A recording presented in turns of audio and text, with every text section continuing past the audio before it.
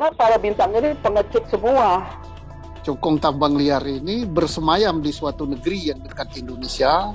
Seorang putri cantik jelita. Seseorang yang selalu disebut namanya ya dengan inisial I, Haji I, ya.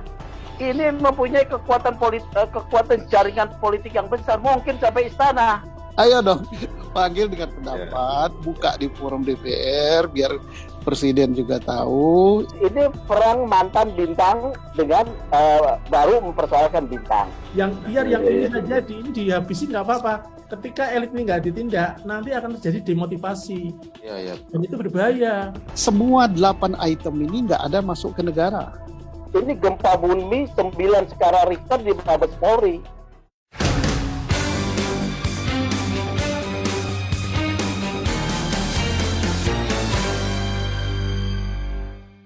Iya, halo, selamat pagi Sobat Medcom. Ketemu lagi bersama saya Indra Maulana di program Crosscheck di kanal YouTube medcom.id. Pekan ini apa yang kita bincangkan ya? Perang bintang diduga terjadi saat ini di tubuh Polri. Kami telah meng-crosscheck dugaan itu pada 2 pekan lalu di program Crosscheck juga. Namun 2 pekan lalu memang perhatian publik tersedot ke gelaran KTT G20 di Bali. Dan pekan ini duka pun datang, bencana gempa Cianjur membuat publik berduka.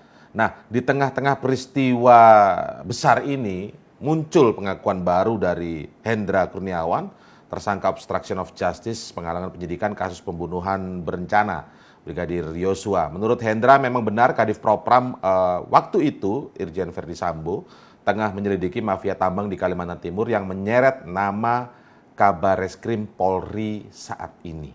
Untuk membahas perkembangan baru, dugaan perang bintang ini telah hadir lewat Zoom. Untuk kita cross-check-kan ya, kita diskusikan mantan Kabareskrim Polri, Komisaris Jenderal Purnawirawan Susno Duaji. Pak Susno, selamat pagi, salam sehat. Selamat pagi, Assalamualaikum warahmatullahi wabarakatuh. Waalaikumsalam. Kemudian saya sapa juga Ketua Indonesia Police Watch, Sugeng Teguh Santoso. Pak Sugeng, selamat pagi. Salam sehat Pak Sugeng. Saya mulai dari Pak Susno aja kalau gitu. Pak Susno, 2 pekan lalu kan di forum yang sama nih, Crosscheck mengatakan kasus Ismail Bolong yang menyeret Kabareskrim ini lebih besar dari kasus Verdi Sambo. Lebih besar dari Sambo ini maksudnya dari segi jumlah uang yang beredar di mafia tambang, atau lebih besar nama pemain-pemainnya yang kemudian dugaannya melibatkan banyak jenderal dalam perang yang oleh Menko Polhukam disebut sebagai perang bintang, Pak Susno. Assalamualaikum warahmatullahi wabarakatuh. Selamat pagi, salam sejahtera. Jadi begini, besar dari Sambo Gate ya. Saya kira semuanya lebih besar. Sebaran duitnya lebih besar. Bukan hanya di Polri saja. Yang kedua, jumlah uang yang beredar juga besar.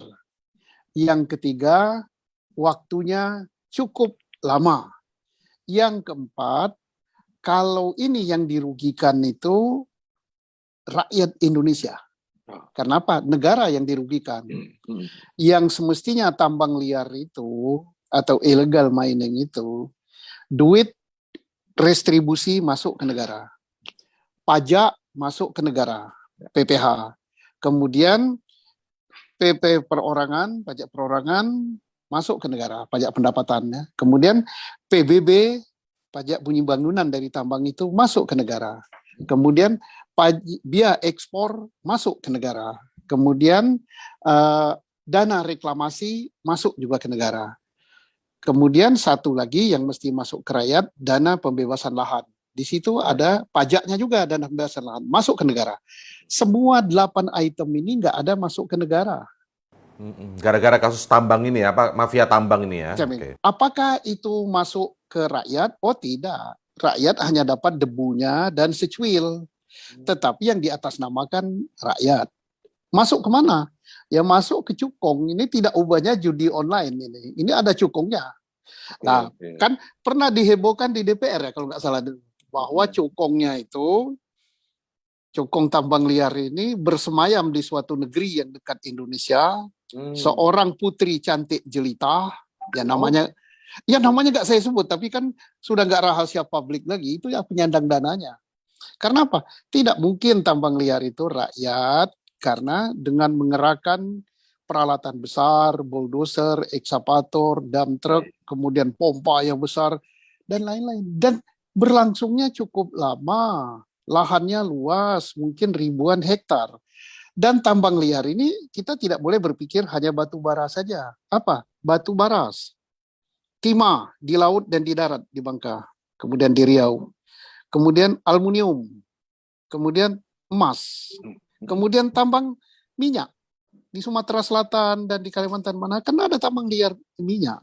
Ya, ya. Dan ada lagi bauksit, ada lagi nikel tambang liar ini. Cukongnya perempuan yang kemudian tinggalnya di luar negeri gitu Pak Susno.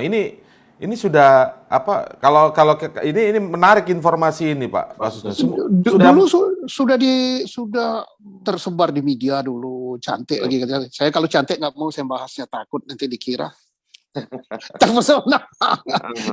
Bukalah itu di medsos dulu kan, namanya siapa. Saya itu kalau orang cantik suka lupa namanya. Oke, baik. Soal mafia Pak Sugeng, Pak Wahyu mungkin tahu namanya kali. Nah, terus saya nanti ke Pak Sugeng, Pak Wahyu nanti. Oke. Terus satu lagi kita lanjutkan ya. Ya. Ini Kapolri ya, ini kita bersyukurlah Kapolri ini di backup oleh tangan Tuhan. Kenapa di backup tangan Tuhan? Tanpa bekerja capek-capek, ya dokumennya sudah lengkap. Siapa yang menambang, siapa yang mengkoordinir, kemudian siapa yang menerima sebaran duitnya, ada berapa jenderal termasuk Kapolda, ada berapa kombes, kemudian ada bintang berapa, dan sudah dilaporkan pada Kapolri pada bulan April. Sudah sampai Kapolri. Oh, sudah sampai bulan April ya, itu sudah. Ya, surat itu kan sudah diakui oleh Hendra. Oke. Sudah diakui juga oleh yang membuat, Sambo. Kata Sambo waktu ditanya di sela-sela persidangan, ya benar itu. Kan benar berarti. Tidak ada lagi spekulasi bahwa itu palsu. Dan itu sudah dilaporkan ke Kapolri. Persoalannya adalah, apakah surat itu sampai ke Kapolri? Satu. Kedua, kalau sampai ke Kapolri, saat Kapolri membuat disposisi, membuat perintah untuk menindaklanjuti, surat itu jatuhnya ke tangan siapa? Ke tangan bintang 3 yang mana? Atau yang ketiga, surat yang didisposisi ke Kapolri tadi disabotase. Bayangkan dari April sampai November loh. 8 bulan itu. 8 bulan tidak ada tindak lanjut. Ini kemana hilangnya surat ini? Apakah disimpan di laci Kapolri? Saya yakin tidak. Karena Kapolri orangnya reformis, ingin memperbaiki. Tapi turunnya kemana? Atau saat akan naik ini disabot di tengah jalan. Nah ini yang perlu diselidiki. Nah tapi karena Hendra sudah mengatakan dan Sambo sudah mengatakan, iya benar surat itu. Kalau iya benar berarti kan sudah ada hasil pemeriksaan. Apa yang dikatakan Ismail Bolong itu, iya benar. Nah berarti Kapolri sudah sangat ringan pekerjaannya sekarang. Apa menurut Pak Susno ya langkah sekarang yang harus dilakukan Kapolri apa? Kalau misalnya disposisi itu apa cuma disimpan di laci Kapolri tapi atau mungkin Kapolri sudah melakukan disposisi perintah ke bintang 3 siapa tadi ya Pak Susno menyebutkan tadi? Bintang 3 atau yang harus di follow up sekarang apa Pak? Oleh Kapolri. Kalau seandainya itu sudah didisposisi, sudah diturunkan tapi tidak ditindaklanjuti, maka pejabat yang mendapat disposisi itu kenakan sanksi. Berarti dia terlibat juga atau melindungi. Yang kedua, silakan tindaklanjuti karena yang dilaporkan oleh Sambo itu benar. Ya tinggal ya sudah di sidang kode etik diberi sanksi sesuai kesalahannya, pidananya ya dilimpahkan ke penyidik. Atau kalau misalnya ewo pekewo nggak enak nyidik sendiri ya serahkan aja KPK karena itu kan tindak pidana korupsi kan. Baik. Ya selesai. Jadi Kapolri ini orang yang kalau bahasa Sumatera orang bertuah gitu. Orang mendapat mendapat backup dari Allah gitu kan. Sudah langsung terangkat gitu. Nah, udah Pak Kapolri nggak usah capek-capek. Maksudnya tinggal menunggu gebrakan selanjutnya dari Kapolri. Gebrakan kan beliau sudah mengatakan statement Kapolri kan nggak main-main kan. Dia katakan di depan wartawan majalah Tempo ya kalau nggak salah ya. Beberapa hari yang lalu dan ada juga media visual salah satu TV swasta yang sudah mempublikasikan bahwa Kapolri akan menindaklanjuti. Udah, tinggal menghilangkan kata-kata akan itu aja kok selesai ya. Makanya kalau Sedikit lagi, saya Pak ya, Susno. ya sedikit saya. Kalau dulu saya kasus Sambo saya katakan, oh ini seminggu selesai. Kalau yang ini saya katakan seminggu tuntas ini. Kan orangnya udah jelas kok.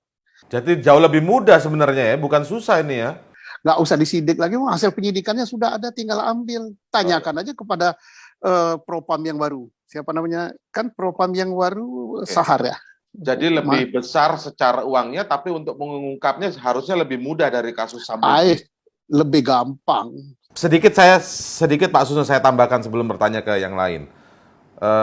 Walaupun ini datangnya dari Sambo, dari Hendra yang sekarang terjerat kasus dugaan pembunuhan berencana, kalau Hendranya lebih kepada obstruction of justice. Ini tetap tidak mempengaruhi atau ada hubungannya kasus ini, Pak? Karena kan diungkapkannya perang bintang jadinya, Pak. Kesannya saling menjatuhkan sekarang ini, terlepas persoalannya benar atau salah. Persoalannya maksudnya mafia tambang maupun pembunuhannya, kita tidak bicara di situ dulu. Tapi adanya perang bintangnya nggak apa-apa, saling bongkar-bongkaran aja gitu sekarang.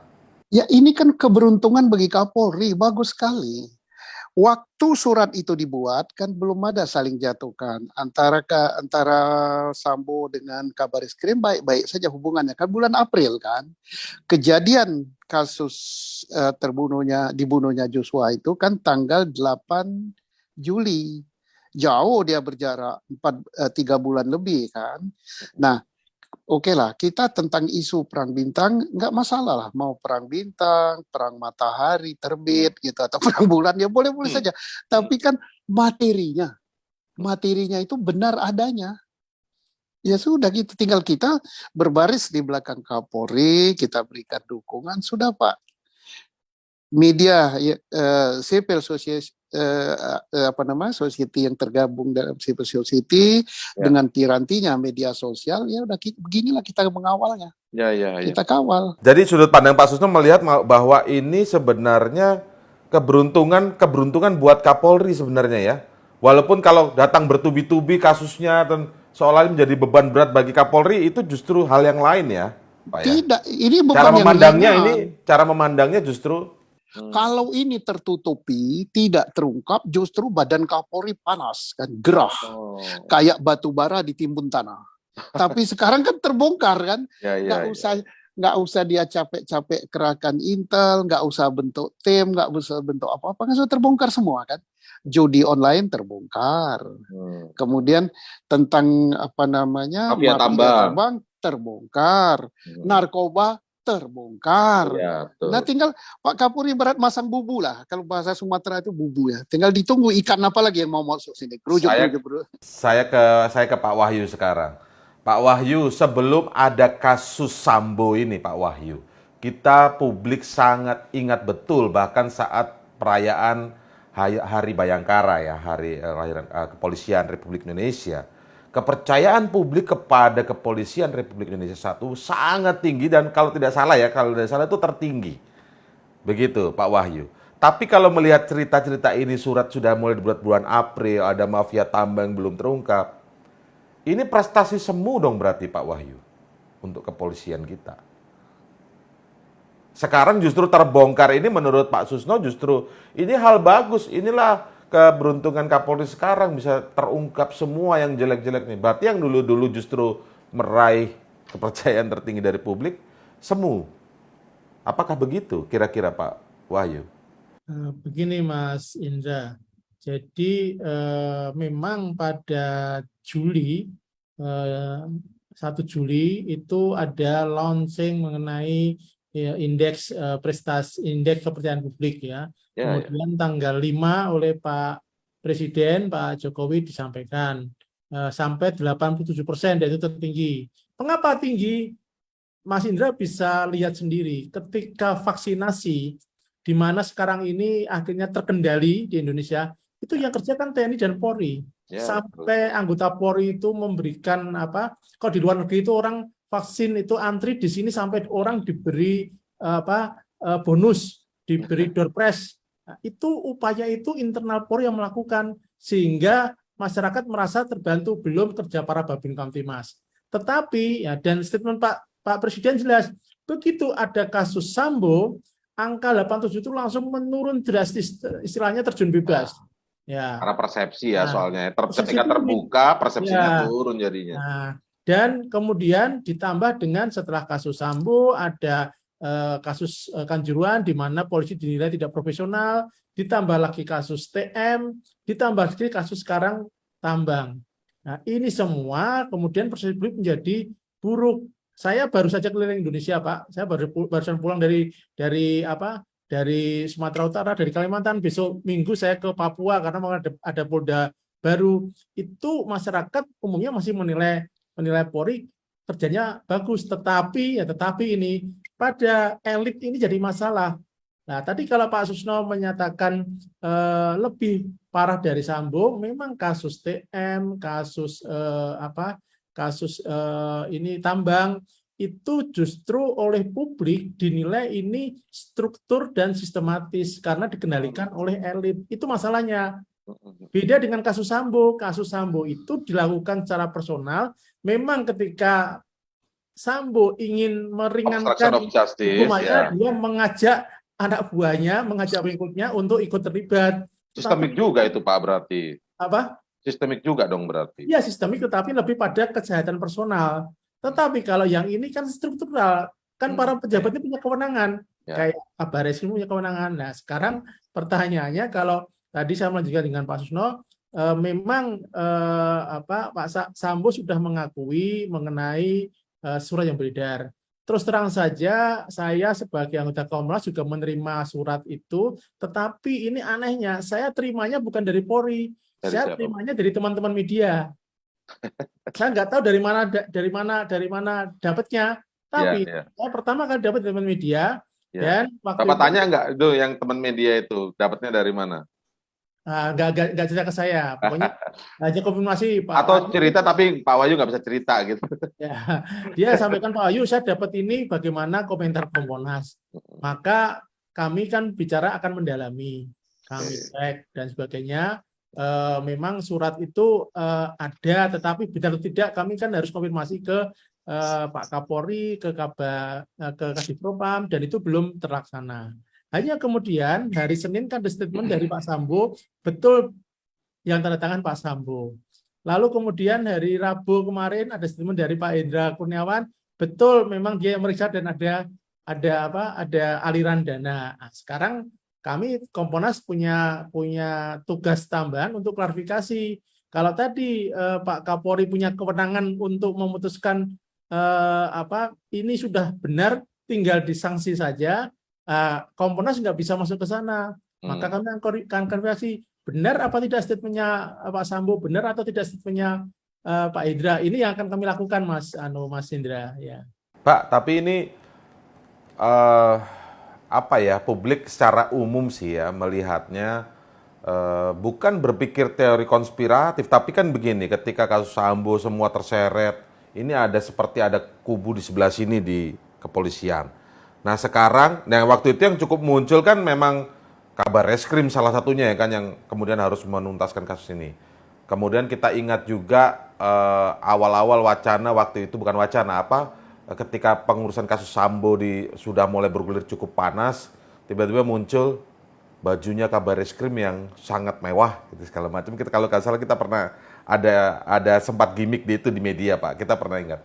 Terus ini berlanjut lagi, ternyata ada di belakangnya soal dikait-kaitkan kemudian atau diduga terkait gitu ya, soal mafia tambang. Kemudian muncul nama Ismail Bolong. Kemudian dinamikanya berkembang lagi, Ismail Bolongnya merasa waktu itu dalam tekanan membuat pengakuan. Sekarang menjadi muncul seolah-olah yang di doorstop atau apa bahasa umumnya, diwawancara oleh media ketika keluar dari persidangan gitu ya. Entah itu Hendra, entah itu Verdi Sambo, malah soal yang ini sekarang beralihnya gitu Pak. Pak, kalau publik melihat akhirnya ini sebenarnya persepsi publik malah kepada kepolisian makin anjlok loh sebenarnya Pak. Dugaannya begitu ya. Bisa saja semakin anjlok. Kemudian kalau kita lihat di antara para jenderal atau mantan jenderal yang dulunya sama-sama mungkin punya posisi kuat di institusi kepolisian, ini kalau kita ingat istilah zaman dulu tiji tibeh, tibo siji tibo kabeh. Mati Ba- siji mati kabeh. mati sisi mati KB, saya nggak berani ngomong kata mati. Tipe sisi tipe KB aja Pak.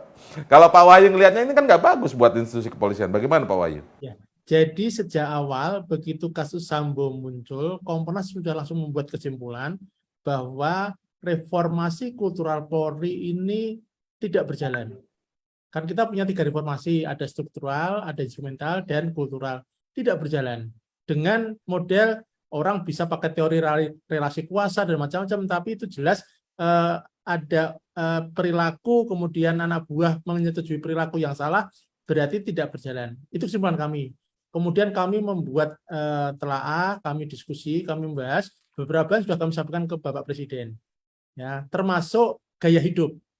Mengapa gaya hidup? Karena dalam pandangan Komponas, gaya hidup mewah ini tidak sesuai dengan penghasilan teman-teman anggota Polri itu. Sehingga ketika akan mencapai gaya hidup itu, pasti butuh fooding, butuh tambahan. Itu Pak, mohon maaf saya potong sampai di situ. Saya masuk sedikit saja Pak. Mengingatkan yang soal-soal begini bukannya sudah menjadi rahasia umum Pak kalau menjadi perbincangan di institusi kepolisian. iya, tapi harus diingatkan, Mas. Nah, harus diingatkan karena kalau nggak diingatkan, nggak ditegaskan, ini berlanjut. Tadi saya mau masuk puding itu menyebabkan teman-teman ini untuk gaya hidup itu lalu melakukan ini jawabannya hal-hal yang ilegal. Salah satunya adalah soal judi online, masukan dari soal tambang ilegal. Itu adalah ikutan-ikutan karena gaya hidup ini. Itulah kemudian kami berikan masukan Pak Presiden dan Bapak Presiden dengan cepat merespon salah satunya ketika mengumpulkan para Kasatwil Kapolda Kapolres. Beliau menegaskan pertama kali apresiasi dulu tentang hasil COVID, tapi kemudian bicara mengenai gaya hidup mewah. Nah, maka kami melihat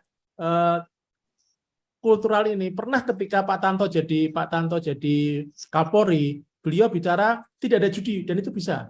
Mengapa sekarang Kapolri tidak berani bicara tidak ada illegal mining? Kan harusnya bisa. Kalau itu dilakukan dan itu berani dinyatakan, maka harus ditindak. Nah, sehingga tadi yang disebutkan Pak Suno tadi, ini kan udah ada pengakuan, tinggal diserahkan ke penyidik untuk mendalami kalau memang benar dan tidak bisa menjelaskan alibinya, ya sudah dipidanakan saja. Nah, itu memang kemudian ada istilah ini tijtibeh, tapi menurut kami lebih baik kita memotong hal-hal seperti ini daripada nanti berkelanjutan. Karena kalau nanti berkelanjutan, kasihan junior-junior ini. Polisi yang baik itu, saya kira dari 460.000, jumlahnya masih 99% lah. Tetapi 1%, di bawah 1% ini kan problemnya ada di elit. Itu masalahnya, Mas. Sehingga ini mempengaruhi budaya organisasi yang Mas Indra sebut, kemudian publik menilai seperti itu. Ini saya kira yang menurut saya tidak bagus organisasi ini. Perang bintang menurut saya sah-sah saja. Seseorang kalau mau menjadi orang yang pertama, orang yang terbaik, bersaing sah saja. Hanya masalahnya ketika perang bintang itu dilakukan dengan cara-cara menembak dengan kelemahan-kelemahan dan lawan, itu yang nggak bagus. Tapi kalau persaingan itu persaingan kompetensi, persaingan prestasi, saya kira sah-sah saja. Itu di mana-mana perang bintang itu hal yang biasa. Oke, Pak Susno sudah, Pak Wahyu sudah, sekarang saya ke Pak Sugeng. Pak Sugeng, kalau melihat dinamika sekarang ini seperti apa di kepolisian, Pak Sugeng? Maksudnya gini, kita melihat yang terakhir ini adalah soal bagaimana dugaan mafia tambang, kemudian kita dan dibuka oleh seseorang dan menurut Menko Polhukam beberapa waktu yang lalu, ya beberapa pekan yang lalu, ada perang bintang di kepolisian. Dan beberapa waktu terakhir ini wartawan kalau di pengadilan negeri gitu ya, tempat Sambo di sidang, seolah-olah doorstopnya Pak wawancaranya itu terkait dengan soal ini, yang dikaitkan dugaannya terlibat juga Kabar Reskrim di sini. Pak Sugeng secara umum dulu ngelihatnya kayak apa ini Pak Sugeng? Kalau saya tanya Pak Wahyu itu sepertinya sedang tijtibeh nih Pak Sugeng. Iya, jadi gini. Tadi saya sempat mendengar Pak Susno itu sudah 8 pajak yang tidak masuk ke negara. Ya.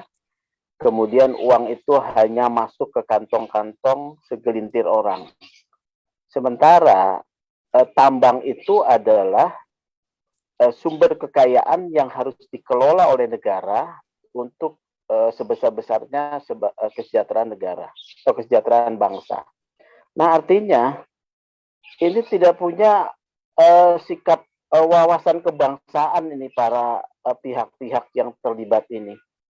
Mereka memperkaya diri sendiri ya, tanpa ada kesadaran bahwa ada tanggung jawab sebagai pemimpin ya, setidak-tidaknya oknum polisi jenderalnya maupun para pengusahanya maupun pihak regulator yaitu ESDM ya, melihat di depan matanya satu pengerukan sumber daya alam yang harusnya bisa menjadi kepentingan bangsa dan kepentingan generasi depan didiamkan. Kita ini harus bertanya kepada para pemimpin itu, mereka punya nggak wawasan kebangsaan itu ya, itu yang pertama.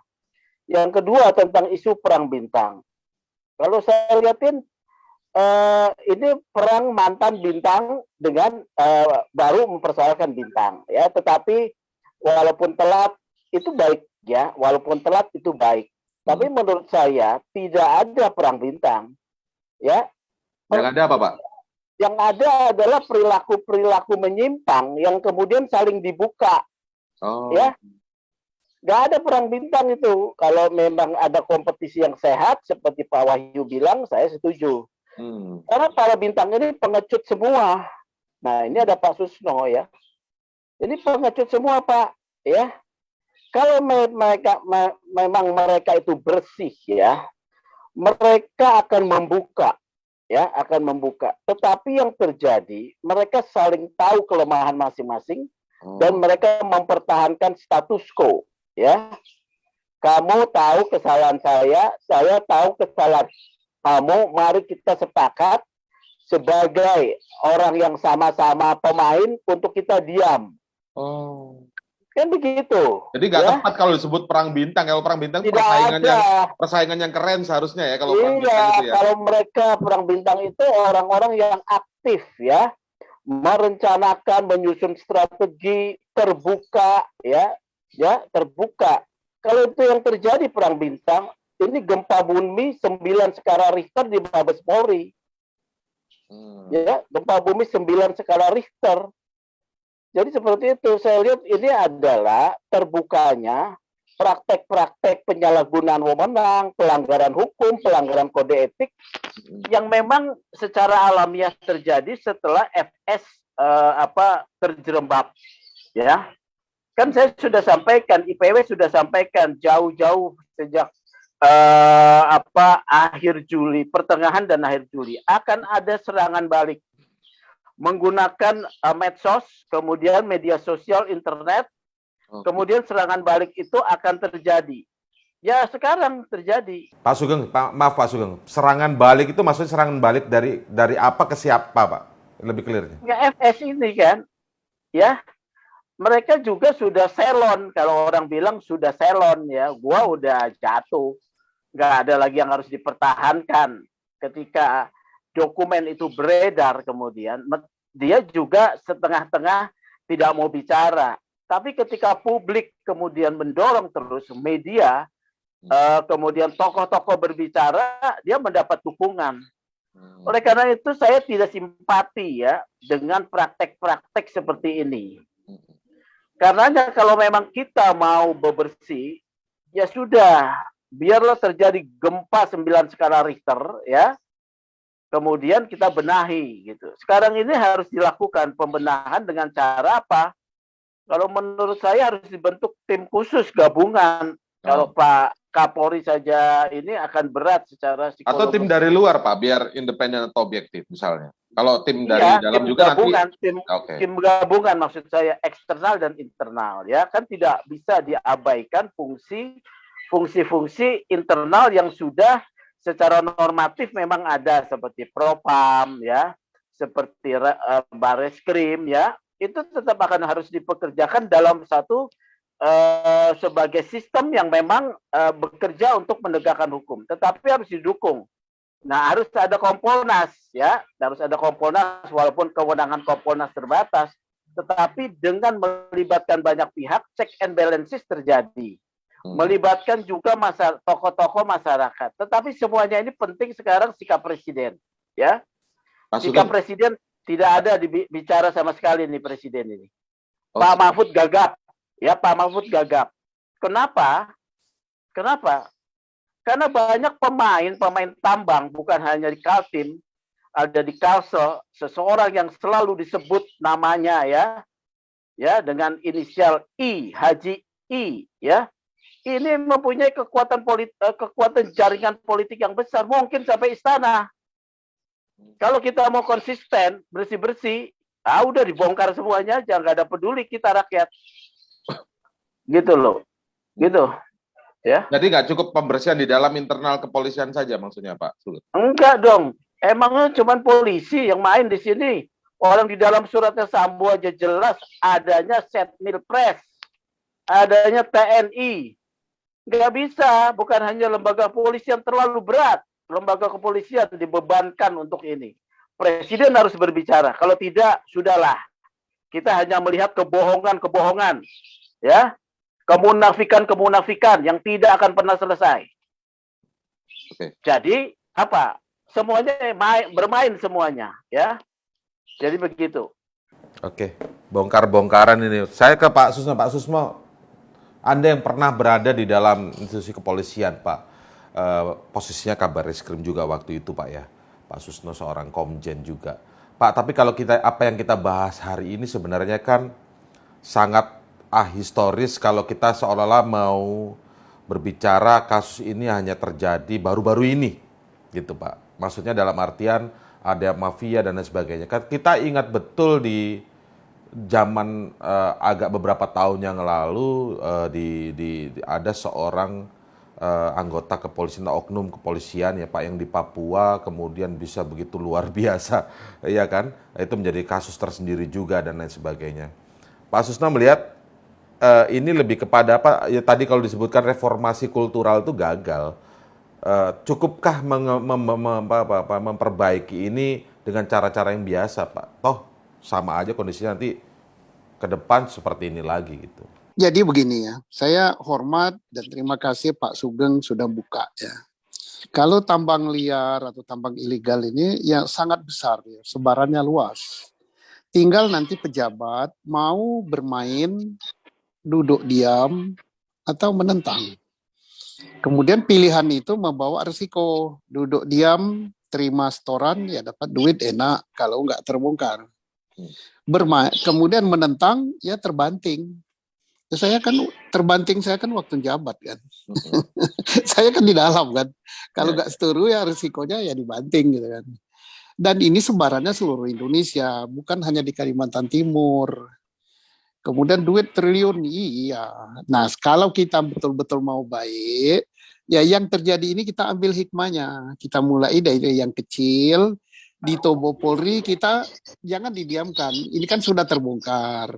Bukti sudah ada, hasil pemeriksaan sudah ada, tanpa melihat Sambo dengan segala kejahatannya. Tapi waktu dia membuat itu kan dia masih aktif kan. Nah masih sebagai Kadipropam, dia tindak lanjutilah itu untuk Polri.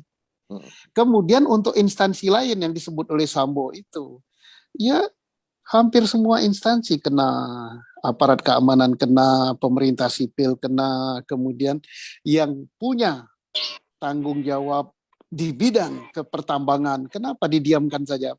Masa Kementerian SDM nggak tahu? Ya, ya jelas. Nah, tinggal kita inginkan adalah komitmen daripada Bapak Presiden. Setuju dengan yang disampaikan Pak Sugeng. Ya Presiden gimana, bersuara lah, ngomong di sini. Tindaklah, tapi yang ditindak jangan hanya polisi saja, siapapun yang terlibat dan pimpinan instansi apapun diperintahkan oleh Presiden. Kementerian Pertambangan siapa yang terlibat? Karena ini yang ngatur pertambangan ini adalah Kementerian SDM, pasti ada yang terlibat, sikat juga. Kemudian dari instansi aparat keamanan yang lain siapa? Kemudian siapa? Ya Pak Mahfud kita harapkan juga dong. Marilah kita bersuara tentang hal ini. Katanya Pak Mahfud akan membawa ke KPK. Ya oke lah, kemarin sibuk G20. Ya oke.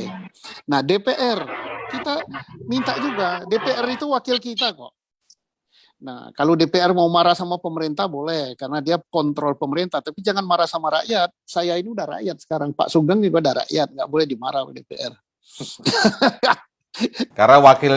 Karena justru bosnya DPR ya kalau rakyat ini ya. Bosnya kita kan. Kalau Iya, waktu iya, saya kabar reskrim, saya dimarah gitu. Rapat dengar pendapat boleh, karena saya kan pemerintah. Iya, iya. Dia wakil rakyat. Tapi sekarang yang diwakili itu kan saya. Berarti saya bosnya.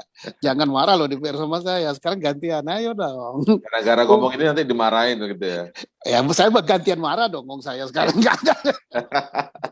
Ayo dong, panggil dengan pendapat, buka di forum DPR, biar Presiden juga tahu, instansi manapun juga, jangan hanya Polri. Tapi yang terjadi di Polri ini pun jangan didiamkan.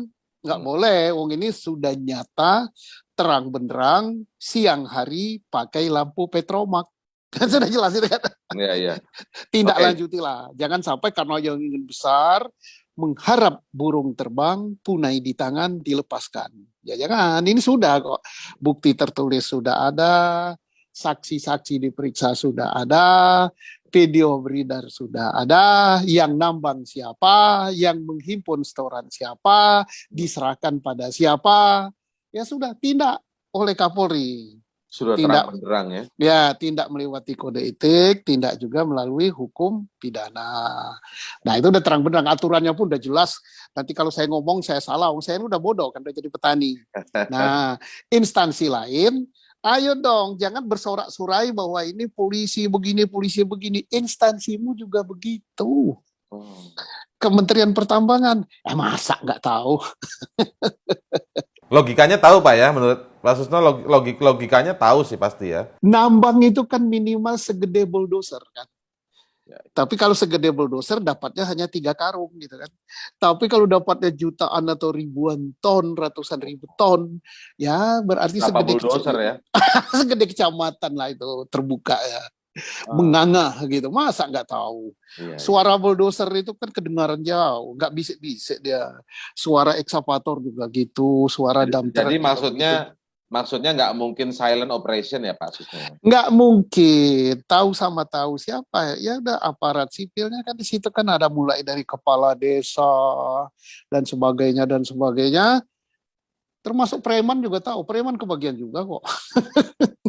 Ya udah kalau kita mau berbaik-baik, oke. Cipratan ya berarti ya, ada yang kecipratan banyak ya. Tinggal ya civil society ya sudah bersuara. Oke lah, marilah Pak Presiden di tangan G20 kita udah bagus. Kemudian kita yang jadi ikon yang dijual oleh Pak Presiden adalah green energy. Tapi Pak Presiden lupa bahwa di Kalimantan, di Sumatera berlobang-lobang gitu oleh tambang-tambang liar ini. Yang kesempatan lain untuk berbaik-baik ya. Ya, padahal gede ya transisi energi nanti dananya ya dari barat. Iya, yang lebih gede lagi kan bumi ini udah berlubang-lubang. Kalau itu dibiarkan terus, tambang-tambang ilegal ini dibiarkan terus ya. Menteri Pertambangan, ayolah. Oke. Pak Susno, tapi kembali ke soal apakah mungkin juga kalau ini ternyata sudah cross instansi begitu ya Pak Susno, tapi kemudian kesan yang tadi disampaikan oleh Pak Mahfud MD ya, Menko Polhukam, perang bintang, seolah-olah ini hanya terjadi di dalam institusi kepolisian, saling menjatuhkan saja. Tapi ini ternyata lebih besar dari itu ya Pak Susno, menurut Pak Susno. Jadi kita jangan terkecoh oleh permainan kata-kata perang bintang. Seolah-olah besar tapi kita ngecilkan masalah. Seolah-olah hanya terjadi di polisi. Tidak, ini besar sekali masalah ini. Bukan persoalan polisi saja. Yang persoalan polisi silakan Pak Kapolri selesaikan dan menyelesaikannya gampang. Karena sudah jelas. Saya katakan seminggu selesai. Ya. Tapi yang lain, yang ada di kementerian lain-lain tadi SDM, yang ada di aparat keamanan yang lain, yang ada di pemerintah daerah, yang ada di pajak, yang ada di mana-mana, ini diam semua. Kemudian yang nama yang disebut Pak Sugeng tadi saya nggak tahu itu katanya beredar sampai ke sampai kemana itu tadi. Nah, dan itu semua orang tahu, itu udah rahasia umum, bahkan orang nyebut namanya pun takut gitu kan. Udah itu udah hebat sekali. Siapa Pak Sugeng? Haji I ya, I yang ketika membuka pabrik baterai apa itu Presiden hadir itu. Oh, itu apa? Perannya apa Pak Sugeng? Itu kan penambang besar tuh, ya, penambang besar. Maksudnya Ya kita teliti penambang kalau legal kan apakah nggak masalah, Pak. Penambang apa? iya, apakah hanya legal, ya, atau kemudian ada juga kaki tangannya. Karena kemarin saya ketemu, ya, dengan seorang pengusaha tambang yang diganggu, mau di take over, ya, di hostile take over oleh kelompoknya, katanya ya, anak buahnya Haji ini, ya. Nah, dia lapor kepada IPW. Lo IPW bisa apa? IPW bisa apa? Dia juga pengusaha tambang. Saya bilang, Anda legal nggak? Legal saya. Kemudian masuk melalui satu proses hukum. Gugatan segala macam. Ini tambang ini sekarang sedang sedang naik daun, ya, karena dibutuhkan setelah perang Ukraina kemarin kan ini nilainya tinggi nih. Semua orang beralih ke sana. Mungkin Tapi hanya soal nama tadi berarti masih laporan sepihak ya, klaim sepihak ya dari lawan. Iya, makanya kan itu, oleh karena itu seperti tadi dikatakan oleh Pak Susno, mengapa pentingnya proses penegakan hukum, ya? Karena dari proses penegakan hukum, semua hal yang kita sedang diskusikan ini tidak menjadi fitnah, ya, tidak menjadi isu. Tetapi ketika tidak ada penegakan hukum, maka itu menjadi konsumsi warung kopi, ya, Gosip. dan itu menjauhkan kehidupan bernegara kita dari prinsip-prinsip sebagai negara hukum. Ini letaknya ada pada para petinggi termasuk presiden untuk mengambil sikap politik, ya, menegaskan bahwa ini Indonesia negara hukum untuk melindungi kepentingan bangsa dan negara. Dalam kaitan tambang adalah menyelamatkan sumber daya untuk sebesar-besarnya bagi kepentingan bangsa. Nah, ketika ada pelanggaran ditindak, kalau tidak ini bohong semua. Oke. Ya, bagaimana kita mau percaya pada pemimpin-pemimpin negara?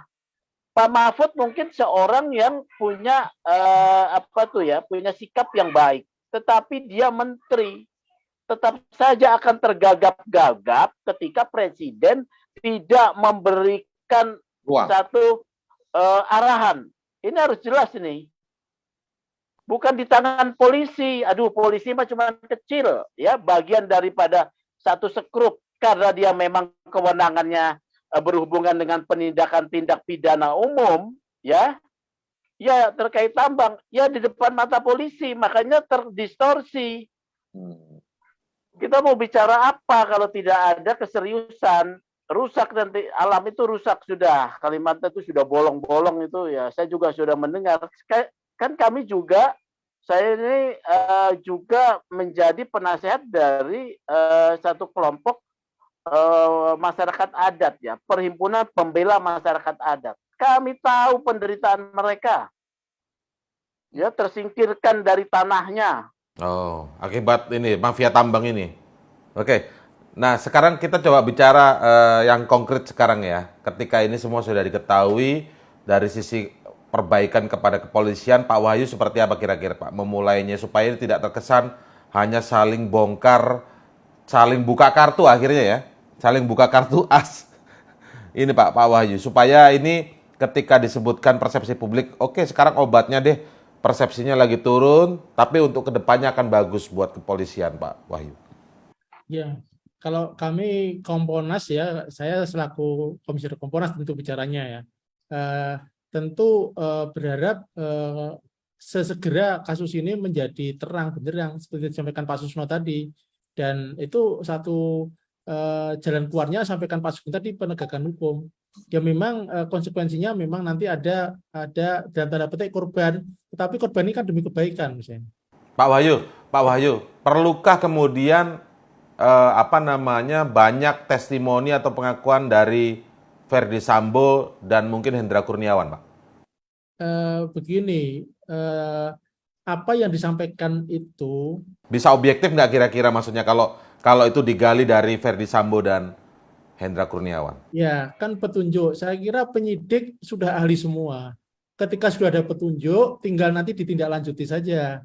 Nah, bahasanya kan bersayap semua. Petunjuk silahkan ke pejabat yang berwenang. Itu Pak Susno ahlinya di situ. Beliau itu sudah katam soal serse ya. Saya kira teman-teman penyidik nggak perlu diajarin. Tinggal sekarang ini keberanian. Ini persoalan kultural. Karena maka kita bilang Komporas menyimpulkan ini reformasi kultural ini mandek dan itu harus diakselerasi dengan apa? Saya sering sampaikan dengan cara radikal. Radikal itu artinya apa? Ada keberanian untuk mengatakan ya. Maka statement kami selalu kalau memang ini benar ya sesegera mungkin. Semakin ini dibikin mundur terus, ini akan menjadi nanti bom waktu dan itu tidak bagus untuk organisasi ini. Apapun kan publik masih butuh polisi. Tidak hanya serse saja kan publik butuh ketika nama institusi ini kemudian semakin orang melihat institusi ini tidak kredibel kan yang kasihan masyarakat. Mereka masih butuh pelayanan, ada pelayanan di Babin Kamtimas, pelayanan di keamanan di wilayah, keamanan lalu lintas dan sebagainya lah. Ini kan bagian yang kita sebut ini bagian kecil dari oknum polisi lah. Ya ini menurut saya potong saja. Dan itu butuh keberanian. Nah, keberanian inilah tentu kalau yang di luar polisi itu kewenangan lain. Kami Komporas enggak. Saya mendapat info juga seperti disampaikan Pak Sugeng, tapi kan bukan kapasitas saya untuk menyampaikan itu semua. Tetapi yang di internal polisi ini memang harus ada keberanian. Nah, keberanian itulah yang disebut sebagai reformasi kultural yang harus berani. Memang ya kenyataannya bintang 2 sudah 2 ditahan. Saya kira kalau memang iya ya dilakukan. Kalau memang nggak benar ya diklarifikasi gitu kan sederhana. Kalau misalkan katakanlah yang disampaikan Pak Sambo dan Pak Indra itu nggak benar, kemudian dibantah sepanjang alibinya jelas, argumennya jelas, ya silakan saja. Tapi kalau nggak bisa menjelaskan, ya harus ditindak. Saya kira teman penyidik sudah ahli di situ. Sekarang juga sudah berproses mungkin ya Pak ya, belum dibuka ke publik aja kali. Ya, tentu jangan sampai ini membuat gaduh, karena kalau membuat gaduh, yang rugi institusi.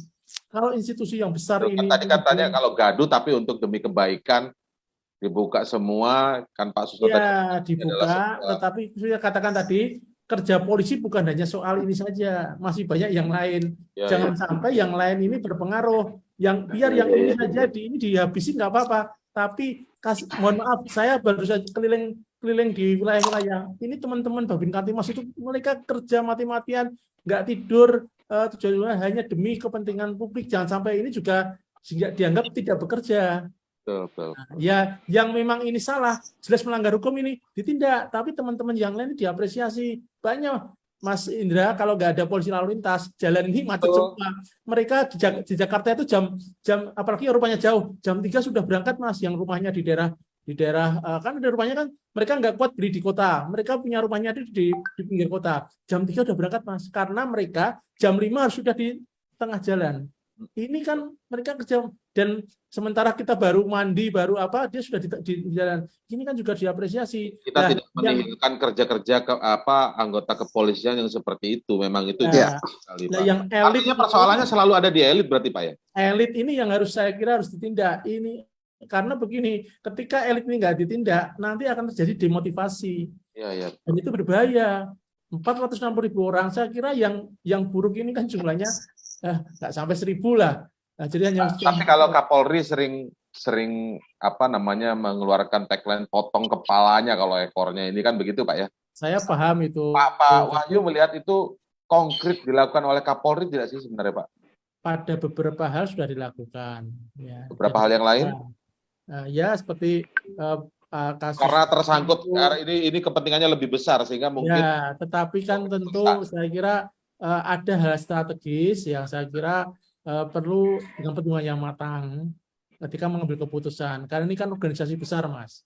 Ya, tentu tidak bisa seperti kita punya organisasi. Saya setuju dengan Pak Sugeng, pemunafikan harus dihapus. Saya setuju dengan Pak Susno bahwa sudah terang benderang, tapi tentu penanganannya kan juga harus hati-hati. Maksudnya apa? Harus realistis juga karena ini sudah terjerat atau menggurita kemana-mana gitu Pak Wahyu. bukan kemana-mana saya kira. Di satu sektor oke, tapi di sektor lain masih bagus, Mas. Nah, ya sektor yang buruk ini ibaratnya ini kalau yang sering saya sampaikan diamputasi lah. Kalau yang problemnya hanya di soal tangan atau kaki ya itu jangan kemudian badannya ini dihancurin. Ya, ya. Saya begitu. Jadi hati-hati itu maksudnya. Artinya apa? Ini kan organ ini ada dua tangan, dua kaki, ada badan. Lah yang apa bermasalah diamputasi saja sudah. Sehingga nanti dia bisa normal, jangan sampai nanti merembet.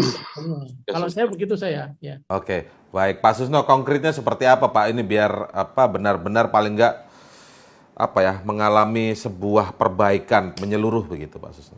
Oke, tadi udah sampaikan Pak Wahyu. Ya kita amputasi saja. Ngamputasinya itu di mana? Di elitnya. Siapa? Kalau khusus untuk masalah tambang sudah jelas. Nama sudah jelas, apa-apa udah lakukanlah itu.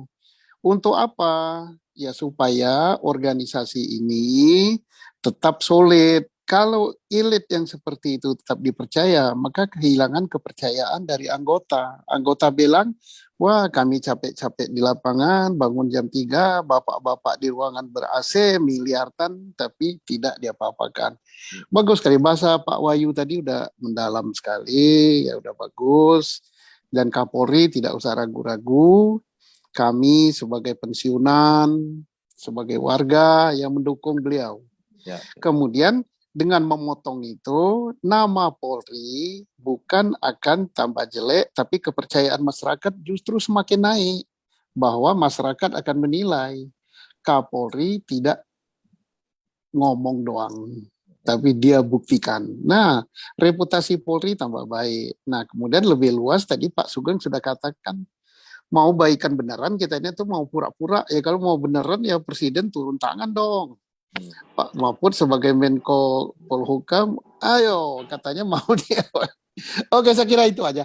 Artinya yang jelas ini kita ambil hikmahnya. Hikmahnya bagus sekali kok untuk Polri. Ya, terima kasih. Jadi kalau dari sudut pandang ada yang melihat bahwa wah ini masalah bertubi-tubi datang Kapolri, justru sudut pandang yang lain ini peluang buat Kapolri menunjukkan prestasi bahwa di masa Kapolri sekarang ini justru perbaikan mendasar, perbaikan itu sebenarnya peluang ya sebenarnya Pak Susno ya. Syarat ya, satu syarat, asal Kapolri menindaklanjuti. Tapi kalau tidak ditindaklanjuti malah tambah anjlok. Tapi saya yakin Pak Kapolri akan menindaklanjuti. Nah gitu. Baik Pak Sugeng, biar konkret ini ke depan seperti apa Pak? Sambil saya tambahkan pertanyaan gini. Persoalan ini kok kemudian memang harus mengikutkan presiden untuk turun tangan ya? Jangan sampai ada anggapan juga sedikit-sedikit presiden. Bagaimana Pak Sugeng? Pertama ya saya mau sampaikan ya, penegakan hukum itu menjadi kunci ya, penegakan hukum yang konsisten gitu menjadi kunci dari pembenahan ini. Problematiknya penegakan hukum itu kan yang konsisten dan mekanis. Itu semestinya sudah terjadi ketika 7 April Pak FS mengirim surat kepada Kapolri. Tidak terjadi, ya. Kemudian baru meledak sekarang. Apa? Kenapa? Karena perlu dukungan politik Pak Kapolri. Itu kuncinya, Mas. Ya, Pak Kapolri perlu dukungan politik. Itu saja dari saya. Dukungan politik dari Presiden. Dan memang akhirnya memang urgent sekali nih Presiden segera berbicara Pak ya tentang hal ini Pak ya. Secara mendasar. Sangat urgent. Isu kanan kiri banyak kok kalau kita jadikan diskusi warung kopi. Oke. Baik, paling tidak ini nanti jadi pembelajaran, semoga terbongkar penegakan hukum yang utama tadi kuncinya itu dulu, baru kita bicara nanti perbaikan di sisi kepolisian, reformasi kultural dan lain sebagainya. Kita cukupkan dulu ya diskusi di akhir pekan kali ini. Terima kasih Pak Sugeng, Pak Wahyu, Pak Susno, salam sehat untuk kita semua. Assalamualaikum warahmatullahi wabarakatuh. Salam sejahtera. Baik, terima kasih. Ya, itu tadi diskusi kita di akhir pekan kali ini dalam Crosscheck. Semoga menambah wawasan kita semua apa yang terjadi. Semoga segera menemukan solusinya tentu saja dan menjadi pelajaran bagi kita. Dan mungkin saja kita berharap agar institusi kepolisian segera berbenah dan kembali mendapatkan kepercayaan tinggi di publik. Saya Indra Maulana, sekali lagi mengucapkan terima kasih telah bergabung bersama Crosscheck. Selamat berakhir pekan. Sampai jumpa.